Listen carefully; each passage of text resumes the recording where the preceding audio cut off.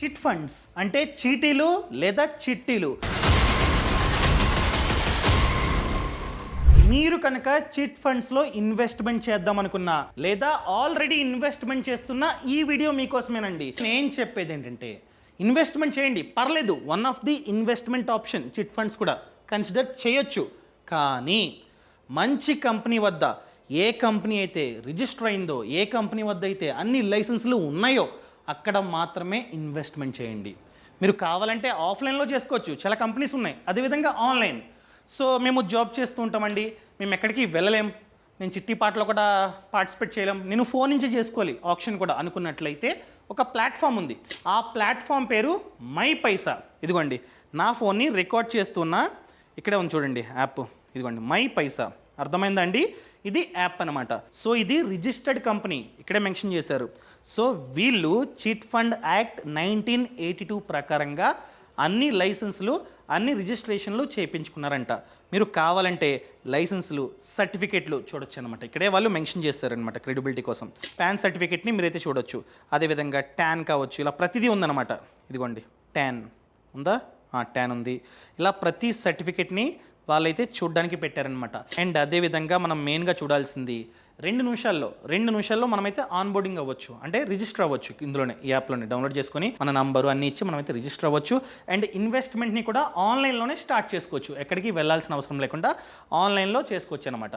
And ఇదే యాప్లో option, ఇదిగోండి ఇక్కడ మెన్షన్ చేశారు చూడండి, ఇన్ యాప్ లైవ్ ఈ ఆప్షన్లో మనమైతే ఇదే యాప్ ద్వారా పార్టిసిపేట్ చేయొచ్చు. అదేవిధంగా మంత్కి 4 to 10 ఆప్షన్స్లో మనమైతే పార్టిసిపేట్ చేయొచ్చు, depends upon terms and conditions. అర్థమైందండి? అండ్ ఏదైనా డౌట్ వచ్చినా, ఏదైనా ప్రాబ్లం అయినా కస్టమర్ సపోర్ట్తో మనమైతే మాట్లాడవచ్చు. వీళ్ళు అన్ని రిజిస్టర్ అయ్యారని చెప్పి వాళ్ళే చెప్తున్నారు. సో ఎవరైనా సరే ఈ చిట్స్లో పార్టిసిపేట్ చేయొచ్చు అనమాట. ఒకవేళ మీరు కనుక ఈ చిట్టీలో పార్టిసిపేట్ చేద్దాం అనుకున్నట్లయితే view chit plans, new chits, ఇవి కొత్త చిట్స్ అనమాట. 3 లక్షల చిట్టి.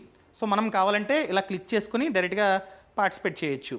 అండ్ అదేవిధంగా బ్యాక్కి వెళ్ళి, ఒకవేళ వద్దండి కొత్త చిట్ వద్దు, ఆల్రెడీ రన్ అవుతున్న చిట్లో ఎవరైనా ఎగ్జిట్ అయితే దాంట్లో మేము ఇన్వెస్ట్మెంట్ చేద్దాం అనుకున్నట్లయితే ఆప్షన్ కూడా ఉంది, వేకెంట్ చిట్స్ అనమాట. ఇదిగోండి ఇవి వేకెంట్ చిట్స్, ఆల్రెడీ ఎవరో కట్టారు, ఎగ్జిట్ అయిపోయారు. సో దాంట్లో మనం కంటిన్యూ చేసుకోవచ్చు, ఆప్షన్ కూడా ఉంది. నేను చెప్పేది ఏంటంటే ఒక్కసారి మీరు కనుక స్టార్ట్ చేశారంటే మిడిల్లో ఎగ్జిట్ అవ్వద్దు. మీ ప్లాన్ ప్రకారంగా ఎంతైతే మీ కెపాసిటీ ఉందో అంతకే కట్టండి. ఫర్ ఎగ్జాంపుల్ ఇది చూసుకున్నట్లయితే నెలకి 10,000. సో 10,000 కెపాసిటీ ఉంటేనే కట్టండి, లేదా తక్కువది కట్టుకోండి. లేదా ఎక్కువ కెపాసిటీ ఉంది, నెలకి 20,000 చిట్టు, 5 లక్షల చిట్టిది. అర్థమైందండి? ఈ యాప్లో వీళ్ళు చెప్తున్న డేటా ఏంటంటే ఈ యాప్లో ఆల్రెడీ 400 కోట్ల సేవింగ్స్ ఉన్నాయంట. అండ్ ఆప్షన్ టర్న్ ఓవర్ వచ్చేసి 100 కోట్లు అంట. చిట్ సబ్స్క్రైబర్స్ వచ్చేసి 20,000 కంటే ఎక్కువ అంట. అర్థమైందండి? అంతమంది ఆల్రెడీ ఈ యాప్లో ఇన్వెస్ట్మెంట్ చేస్తున్నారంట. యావరేజ్ ఇంట్రెస్ట్ ఎర్న్ చూసుకున్నట్లయితే 11.5% అని చెప్పి వాళ్ళైతే క్లెయిమ్ చేసుకుంటున్నారు. అండ్ అదేవిధంగా బ్రాంచెస్ వచ్చేసి 20+ ఉన్నాయంట ఫిజికల్. అండ్ దాంతో పాటు 150,000 మంది ఈ యాప్ ని ఆల్రెడీ యూజ్ చేస్తున్నారంట. మనం కావాలంటే వీళ్ళ బ్రాంచెస్ ని చూడొచ్చు అనమాట. ఇది వాళ్ళ నంబర్స్, కస్టమర్ సపోర్ట్ ఇవన్నీ ఉన్నాయి. అదేవిధంగా టైమింగ్స్ కూడా మెన్షన్ చేశారు. ఇది వాళ్ళ హెడ్ క్వార్టర్స్ అనమాట, హైదరాబాద్ లో ఉంది, గచ్చిబౌలిలో. అదేవిధంగా ఇవన్నీ వాళ్ళ యొక్క బ్రాంచెస్, బెంగళూరులో ఉంది, సికింద్రాబాద్, కూకట్పల్లి, విజయవాడ, వైజాగ్, వరంగల్, మైసూరు, తుమ్కూరు, ఇలా చాలా ఉన్నాయి. ఖమ్మం, నిజామాబాద్, వైజాగ్, విజయనగరం, శ్రీకాకుళం, ఇలా ఇవన్నీ వీళ్ళ బ్రాంచెస్ అనమాట. అండ్ ప్రతిదీ నోటిఫికేషన్ మనకైతే వస్తుంది. కంప్లీట్ ట్రాన్స్పరెన్సీ ఉంటుందన్నమాట ఇందులో. అదేవిధంగా ఈ ఆప్షన్ సైకిల్ కూడా కంప్లీట్ గా ట్రాన్స్పరెన్సీగా ఉంటుందంట. సో పేఅవుట్స్ కావచ్చు, రిటర్న్స్ కావచ్చు 12% వరకు ఉంటాయంట. అండ్ దాంతో పాటు మనం కనుక ఆప్షన్ లో గెలిస్తే టైం తీసుకోరు. బయట చూసుకున్నట్లయితే 3 days, 4 days, 1 week ఈ విధంగా టైం పడుతుంది. కానీ ఈ యాప్ లో చూసుకున్నట్లయితే 24 hours లో ఆ డబ్బు మన బ్యాంక్ అకౌంట్ లో పడుతుంది అనమాట. సో ఈ యాప్ లో ప్రతి ట్రాన్సాక్షన్ రికార్డెడ్, ట్రేసబుల్.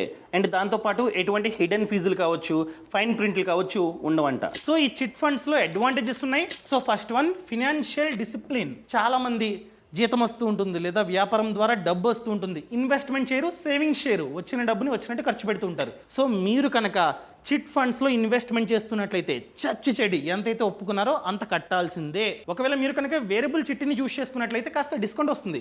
అదే ఫిక్స్డ్ అయితే చచ్చి చెడి కట్టాల్సిందే. అర్థమైందండి? సో మనం ఒక గోల్ పెట్టుకోవాలి. ఎగ్జాంపుల్గా 20 monthsలో నేను కార్ కొనుక్కోవాలి అని గోల్ పెట్టుకొని దానికి తగ్గ చిట్టి వేసుకున్నారనుకోండి, ఈ 20 monthsలో డబ్బు వస్తుంది.